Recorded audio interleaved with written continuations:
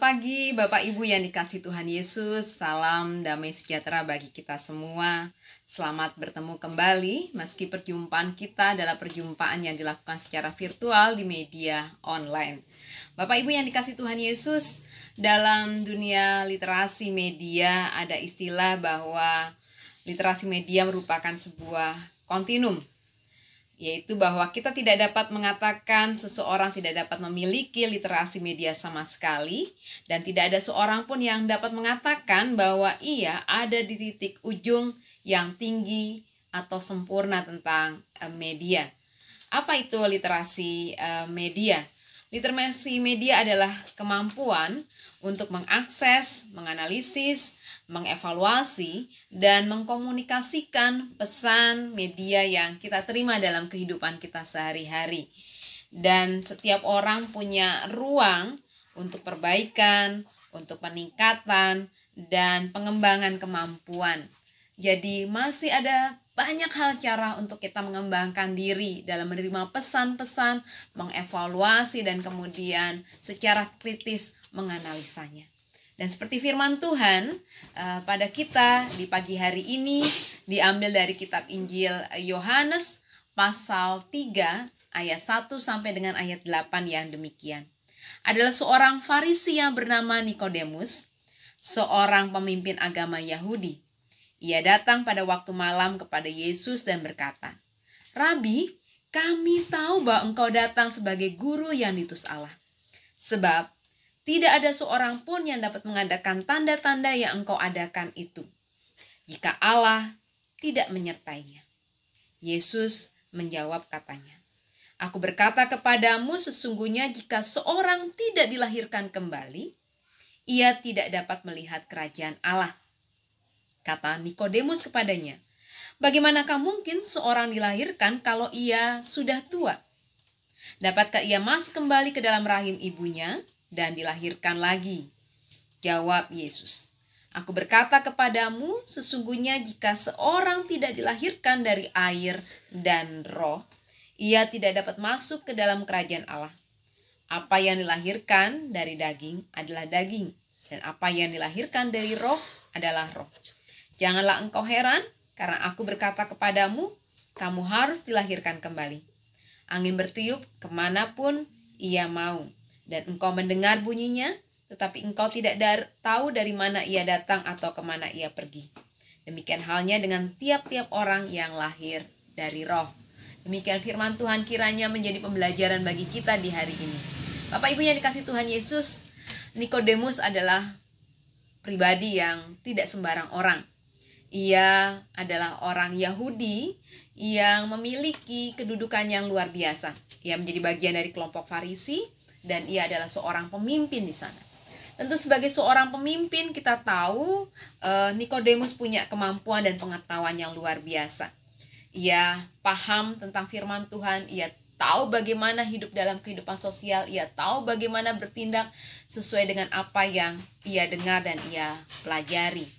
Dan tentu ia menjadi pribadi yang banyak mendapatkan perhatian dari orang lain, dan tentu ia juga menjadi sumber ketika orang lain mencari pengetahuan dan juga mencari hal-hal yang penting dalam kehidupan mereka.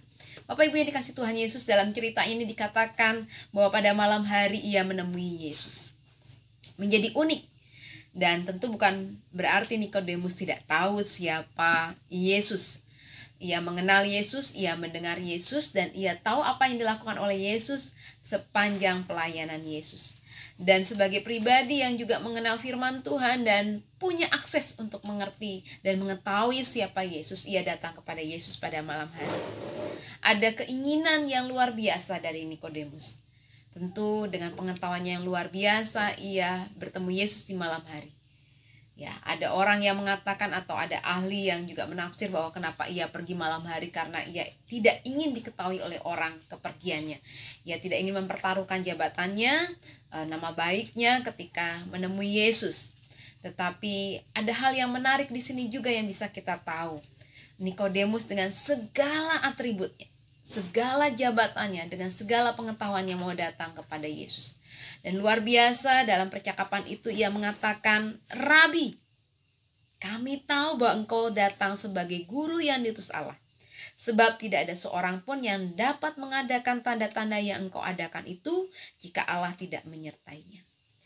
Ada pemahaman, pengetahuan yang ia dapat, yang ia kenal dan ia pelajari. Dan dia meyakini bahwa dengan pengetahuan, dengan pendapat dan pengalaman yang ia pelajari, yang ia dapat, ia tahu bahwa Yesus itulah sang guru, sang utusan dari Allah. Dan ia menyampaikan pendapat itu berdasarkan pengalaman yang ia dapat. Tetapi di sini Yesus tidak mau hanya membuat Nikodemus berhenti pada pengetahuannya, pada pemahaman, pada pengalamannya, pada pendapatnya. Disinilah Yesus mengatakan bahwa engkau seharusnya dilahirkan kembali. Bukan oleh daging, tetapi oleh roh. Ada titik di mana Yesus menyadari dan mengetahui kemampuan Nikodemus. Tetapi di sisi lain, Yesus masih memberi ruang bagi Nikodemus untuk belajar mengembangkan pengetahuan, pengalaman imannya. Dan Nikodemus diminta punya kerendahan hati, mau dilahirkan kembali. Bukan seperti seorang bayi yang dimasukkan kembali ke dalam rahim ibunya, tetapi dilahirkan kembali dalam pengetahuan, pemahaman dan pengalaman iman yang baru, yang tentunya dipenuhi dengan kuasa Roh Kudus. Dan tentu kita tahu bahwa sumber segala sesuatunya adalah pada Yesus. Dan disinilah kita dapat belajar bahwa seseorang dengan atribut apapun, dengan pengetahuan apapun, dengan pendapatan dan pengalaman apapun yang ia punya, bahkan ketika ia merasa berada pada titik puncak dan kesempurnaan, dan pada saat ia datang pada Yesus, mengakui segala iman dan kepercayaan pada Yesus, tidak berhenti di situ. Ia harus punya kerendahan hati, mau mulai dari nol lagi. Belajar terus-menerus, bertemu dalam pengalaman iman yang tidak pernah berhenti, yang disertai dengan kuasa Roh. Dan sama seperti kita saat ini Bapak Ibu, kita punya pengalaman yang sama, punya tanggung jawab yang sama tentang bagaimana kita belajar untuk mengatasi bersama pengalaman-pengalaman ketakutan, kecemasan tentang COVID-19 ini. Ada sebagian dari kita yang mungkin punya literasi, pemahaman, pengetahuan yang cukup baik. Tetapi ada sebagian dari kita yang mungkin punya literasi tentang COVID ini yang sangat sederhana dan minim. Semua orang punya kesempatan untuk belajar dan mengembangkan. Bagaimana kita dengan kerendahan hati mengatasi kondisi sekarang ini. Bagi Bapak Ibu yang berada di garda depan, para medis yang saat ini mungkin memperjuangkan kesembuhan pasien terhadap kondisi saat ini, yang juga mempertaruhkan kehidupan, nyawa pribadi dan juga keluarga, tentu juga tidak berhenti pada pengetahuan tentang bagaimana menjaga diri dalam mengobati orang lain ketika orang lain menderita, dan Bapak Ibu yang ada di garda depan menjadi bagian yang dipercaya oleh Tuhan untuk menolong mereka. Pengetahuan yang terus-menerus dikembangkan, yang pengetahuan terus didapat, dicari, itu penting untuk bagaimana mengobati para pasien, tetapi juga sekaligus juga bagaimana menjaga diri. Begitu pula bagi kita semua Bapak Ibu yang juga mendukung proses bagaimana pemerintah dan kita semua untuk tetap mendapatkan kesehatan dalam kondisi yang baik di tengah hiruk pikuk COVID-19 ini. Kita punya pengalaman-pengalaman dan pengetahuan kita tidak berhenti di sini. Ada orang yang mengatakan, oh baiknya kalau mau berjemur itu pada pukul 10, tetapi juga ada sebagian yang mengatakan, oh tidak, baiknya 8. Tentu ini membuat kebingungan, tetapi ini proses juga belajar kita. Belajar mencari pengetahuan, belajar dengan rendah hati untuk terus-menerus untuk mendapatkan sesuatu yang baik, penanganan yang baik. Tapi semua itu seperti yang Yesus katakan kepada Nikodemus. Harus berani dengan rendah hati dilahirkan dalam Roh. Tentu dalam proses literasi, pengetahuan, penganalisisan, dan juga evaluasi atas pesan-pesan yang kita terima, tentu kita berharap bahwa semua itu datangnya dalam kuasa dan kasih karunia Roh Tuhan. Selamat terus mengembangkan diri, mengevaluasi, menganalisis setiap pesan, pengalaman, pengetahuan yang kita terima, baik secara sekuler ataupun iman, dengan terus berpegang pada kasih setia Tuhan, mau punya kerendahan hati, kembali disentuh, kembali dikuasai oleh kasih karunia Roh Tuhan.